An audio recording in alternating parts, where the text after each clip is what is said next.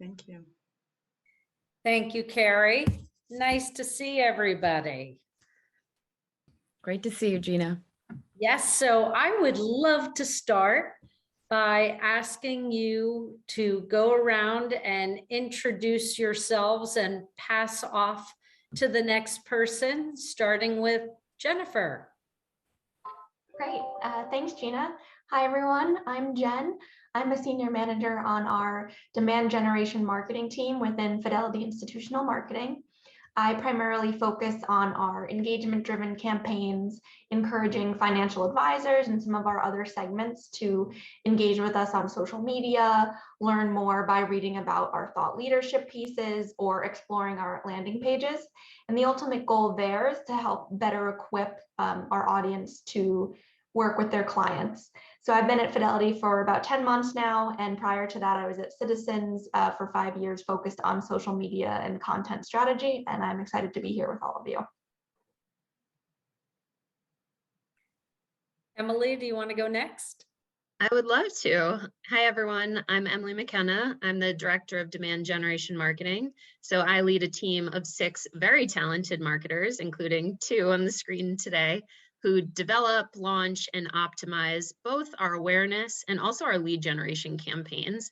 And Jen just mentioned it, but with these campaigns, we aim to drive engagement with our digital content, but we also try to fill the sales pipeline with qualified leads. And we'll be giving you a couple examples of that today. And I've been at Fidelity for the past 2 years, but prior to that, I was in a variety of roles across content strategy and marketing disciplines, and worked at some really interesting brands, including Wayfair, CVS Health, and Alex and Ani. So Lesego, I think I'll probably pass it over to you next. Thank you. Thanks, Emily. My name is Lesego. I work at Fidelity. I do marketing campaigns in the demand generation team. I work very closely with Emily and Jennifer. My role basically is to manage and lead advertising campaigns and strategic campaigns to connect with our advisors, share business solutions, and also manage and drive ongoing conversations there. I've been at Fidelity for over a year, and the work that I do focuses primarily on engaging RIAs, investment professionals. Prior to joining Fidelity, I worked in South Africa. I also did some work in Spain, where I worked with the financial services clients. I've worked on clients like Old Mutual, BMW, Investec, and a few other different ones. So in terms of who's next, I'll pass it on to Tara. Thanks, Lesego. My name is Tara Gilmore, and I am a social content senior manager within the digital engagement team here in FI. So I manage Fidelity Institutional's social media presence, and I also lead up an internal program where we help FI associates maximize their own social media use.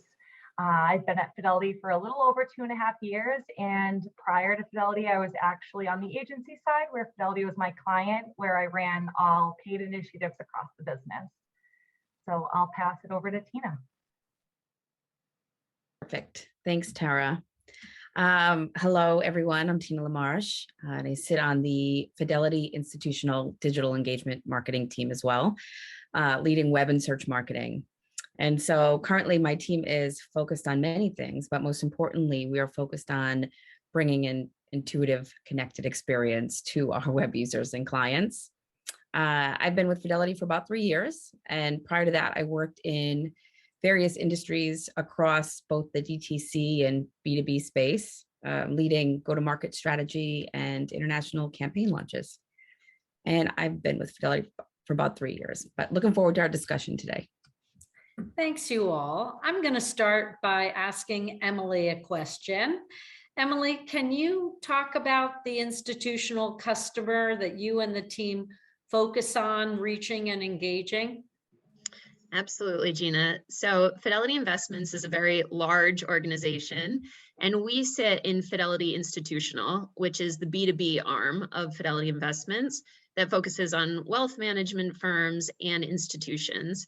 And within that, we work with clients across a wide spectrum of business models, So on the wealth management firm side, picture RIAs and family offices and broker-dealers. And then on the institutional side, we've got trust companies, banks, insurance firms, plan sponsors, and others. But I would say that we're primarily targeting financial advisors and key firm decision makers across these groups. Emily, can you talk a bit about how the pandemic impacted this group and your thoughts around that? Yes, so it impacted us significantly on many levels. And we ran some research studies over the past couple of years that showed that COVID-19 has really shifted the way that advisors connect with clients. And some of these trends appear to be temporary, but some are more likely here to stay for the long term. And the first is that, of course, everything has gone digital. So we saw an immediate decline of in-person meetings. So that led to shifts in phone, in emails, and video communications.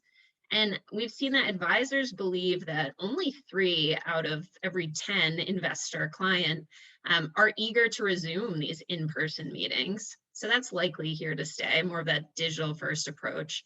And we also saw that younger advisors, or those who are roughly under 35, leveraged social media heavily in client outreach throughout the pandemic.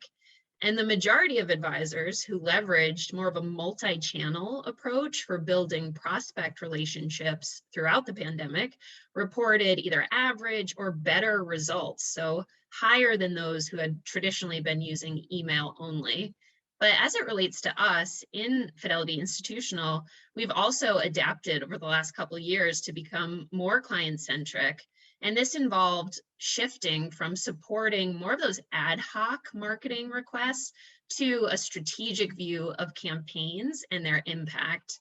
And Gina, if it's okay, I'd love to talk about how we're thinking through generating demand through these digital marketing campaigns, if I could spend a minute there. Sure. Great. And I just want to get at the core of why campaigns are important, why we put so much effort into them. And over the last 2 years, we've really shifted towards a focus on impact instead of volume. And digital marketing campaigns are a key part of this and are important for a number of reasons. And the first is that campaigns function as a driver of frequency. That allows a prospect to either see or hear or somehow interact with a message multiple times before they're ready to take action. And we refer to this internally as the steady drumbeat over a 12 to 18-month period, because that's typically the duration of our campaigns. But they also help enable focus internally. So we use these as a prioritization mechanism for our important resources. And those resources include not only our people, but our content, how we're using user data, how we're using technology, but also where we're allocating our paid dollars. And we'll get into that a little bit later. And then lastly, they just deliver value as they allow us to use actual research and customer feedback to encourage more of this outside-in thinking that has helped us challenge our assumptions. And if we build campaigns the right way, we can achieve very tangible outcomes. So we can make a clear connection point between what we offer and the different needs of our variety of prospects and clients. But we can also show up and be everywhere that our potential clients are, because they're very omni-channel now. And lastly, we just want to drive outcomes in the form of brand preference and conversion to leads. So there are a variety of significant impacts that a smart campaign strategy has, both internally and externally. And we will be diving into a couple examples of recent campaign work that demonstrates how we've used this digital first mindset and evolving advisor habits to influence how we communicate now. That's great. And Lesego, do you want to elaborate on some of the new ways that you're engaging these advisors given the behavior change?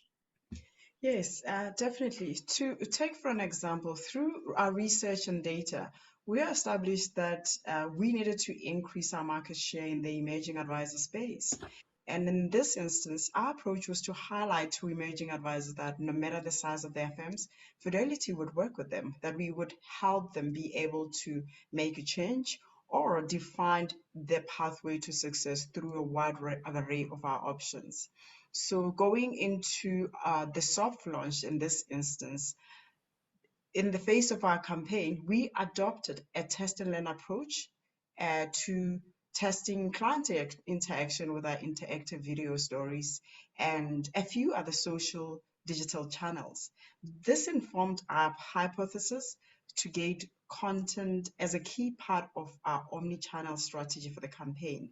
And from that onwards, we were able to establish that gated content was a key part of a campaign. We noted it as as a key element of the campaign. It has proven to be a winning strategy that we continue to test and innovate around.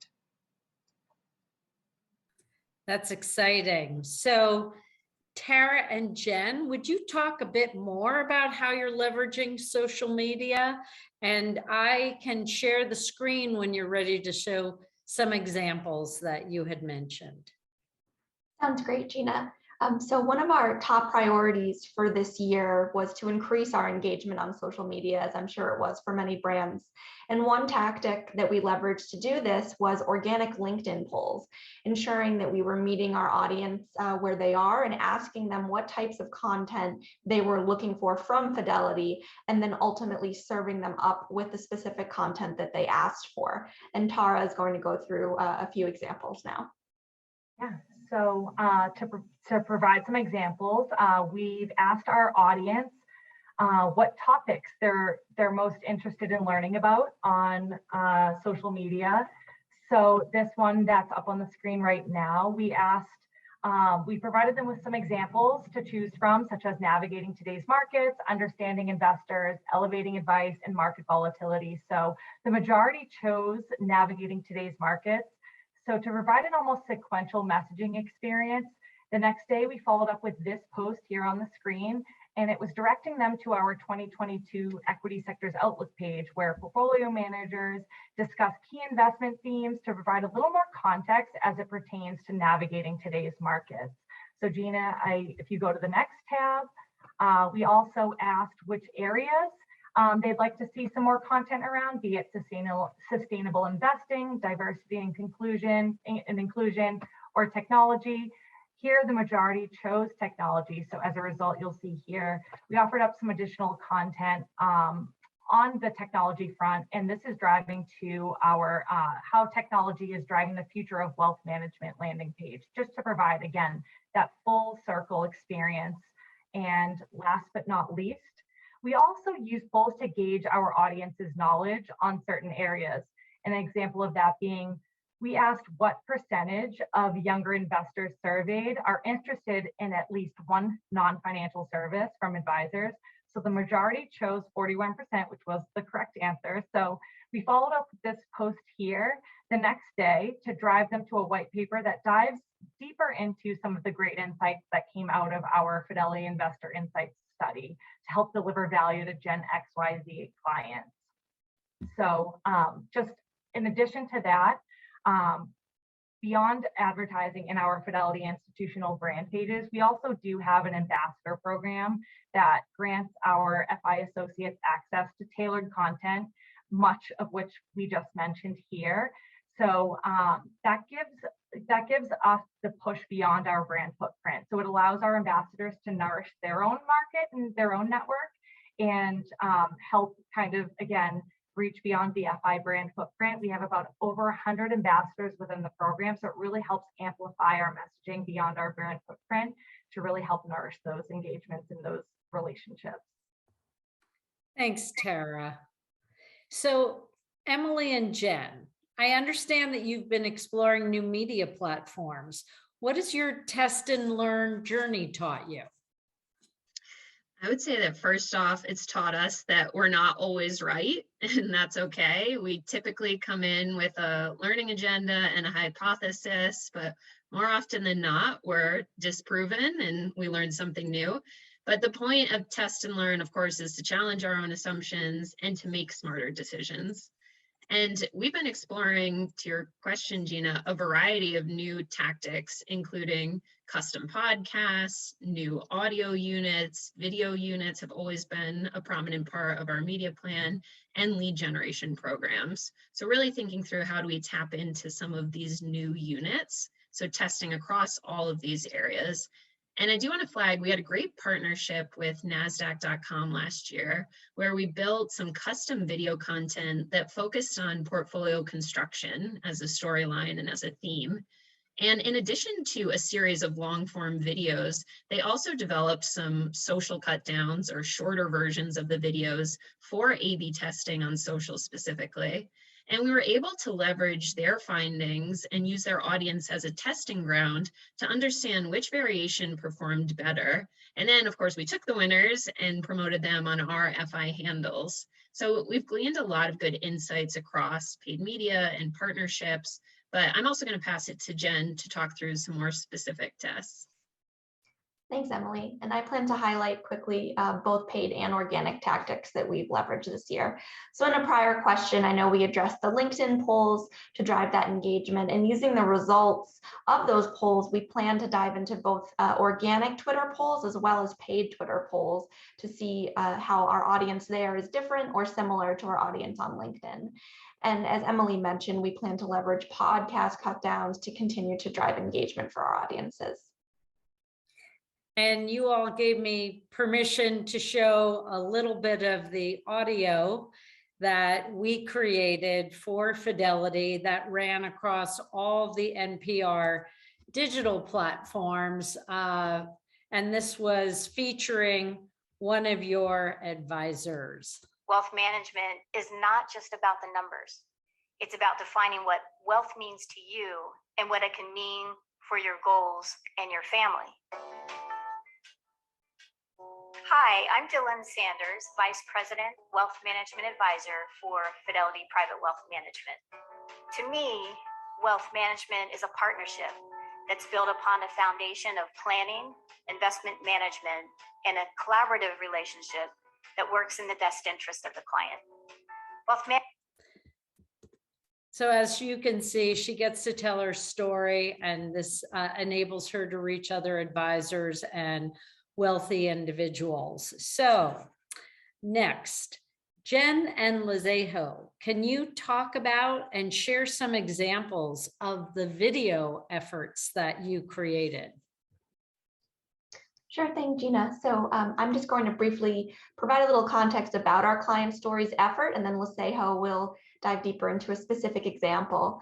So as I'm sure anyone in the audience would agree, testimonials resonate more than a direct message from a brand advertising a product, service, or how great they are as a brand. And so using that knowledge, we plan to expand our existing client stories library to not only highlight our capabilities, but highlight our relationship with our clients and our relationships that the advisors have with their end clients. And this is essentially a long-term effort to revitalize our branding, messages, and segments that we reach. And Lesego has a specific example that she'd like to share.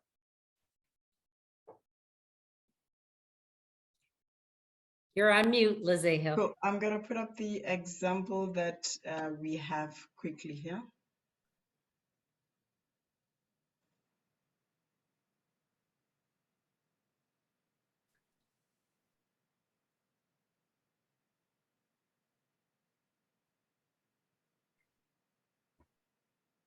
Can you all hear the audio? Because I can do it on my screen. No, I can't hear it, unfortunately. Okay, Lesego, if you shut it down, I can share it instead. And hopefully it'll work on my end. You know, Fidelity was doing fintech things and being very innovative in that area even before it was a buzzword, and giving me leverage so that my business can scale quicker from an investment advisory standpoint.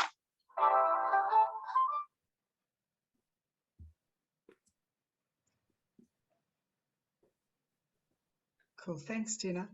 So from this client video perspective, we used an interactive video for this particular campaign, for the Emerging Advisors campaign, which enabled the user basically to directly click through to the web content while watching the video. And with our interactive video, the strategy was that we could essentially understand the behavior of our target audience. We could track and analyze their preferences, behaviors, and ultimately understand what appeals the most to them. And this, in combination of our other social media efforts, enables us to consistently get those client insights and get an understanding in terms of the content that is appealing to them, that helps us drive that conversation. That's great. Thank you. And Tina, you talked about the significant changes that you've made to the destination for this customer, this website. Can you talk about some of the key elements? Yes, Gina, I'm happy to. And we are actually right in the middle of making those changes. So, I think it's something that a lot of industries can relate to. It's this theme of sort of mergers and acquisitions, or internal consolidation of business units and segments. And that's exactly what we're evolving through and what sparked this web effort. So I think in order to understand where we're headed, we need to sort of understand where we are right now, where we came from and why. So we have multiple marketing client-focused sites in the current state. There are legacy sites that have served us well over the years, but I think, as we continue to evolve, they don't fulfill the needs of a modern marketing organization. They're run on outdated technology with limited capabilities and data flow, and they're full of complexity, legacy complexities, right? So we have multiple navigational systems and views, and they're no longer needed. And really, they inhibit our ability to cross-promote all of the offerings that Fidelity Institutional has to offer to our clients and prospects. And lastly, the experiences are divided. And so that really serves up a subpar search experience. Our URLs are subpar, the structures are subpar. And I think it's confusing. It's not an intuitive experience.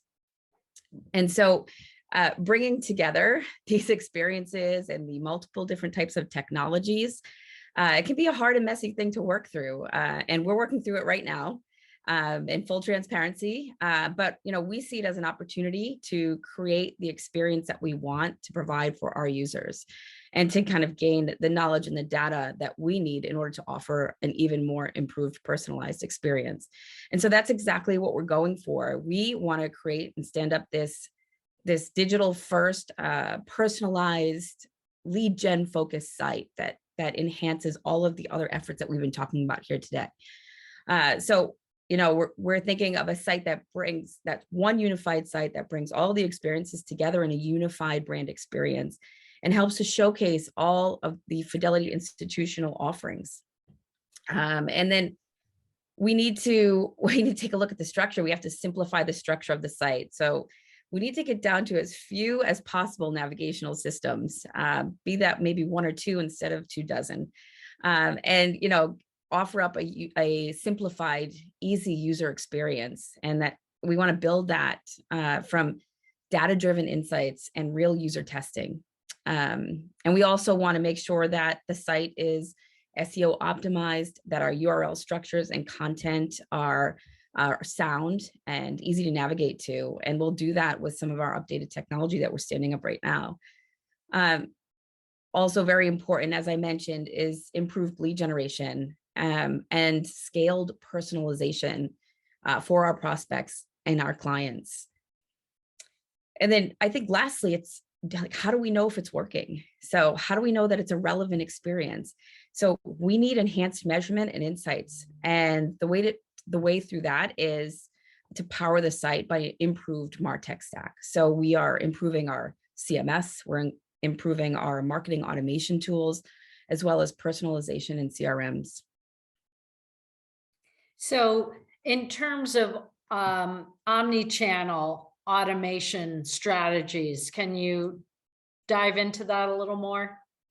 Yeah, and again, in all transparency, I think it's a work in progress, right? But everything that we've talked about here is, that's the goal. We're really, all of this innovation, all of these changes in evolution, is all pointing us to create this true omni-channel experience, right? So we want to meet our clients and our users throughout the connected channels that we offer.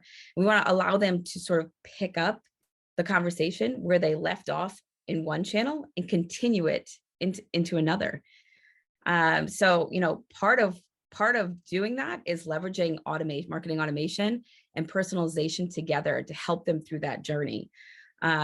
And we think that helps kind of build that strong relationship that we've been talking about with our prospects and with our clients, and builds trust in Fidelity as a provider. So I think all of that helps us in, you know, elevating our web experiences, our social media strategy, test and learn that Tara has been talking about, and it enhances our campaign focus that the campaign team has been talking about to support all stages of the funnel. And it just gets us to that sort of that utopian state, right? That true omni-channel experience. Again, building trusted relationships with our clients, and that's really the end goal there.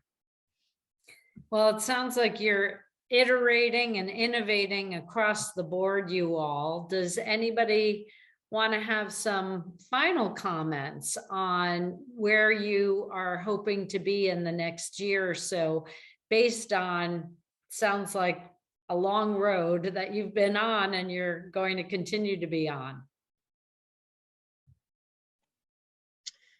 Yeah, I'm happy to jump in here and just piggyback on what Tina was saying. I think the ideal state is that we're connecting the dots between web and all the great work her team is doing with search, with social, with paid media, email. Every channel activation would have some parallel or would be connected in strategic points. And I think the other big thing that we're focusing on this year is ensuring that we have specific content across the different stages of the buying journey. So how are we thinking about awareness content, consideration content, decision content, just to ensure that we're aligning the right story at the right time to different points in time, depending on where that specific user is. And it really just all comes back to personalized one-to-one journeys that we want to build over time.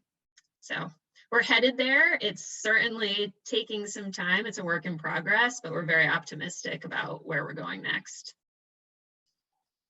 Well, I think this has been eye-opening and exciting, and I thank you all. I think a lot of people have learned a lot about your efforts today, so thank you.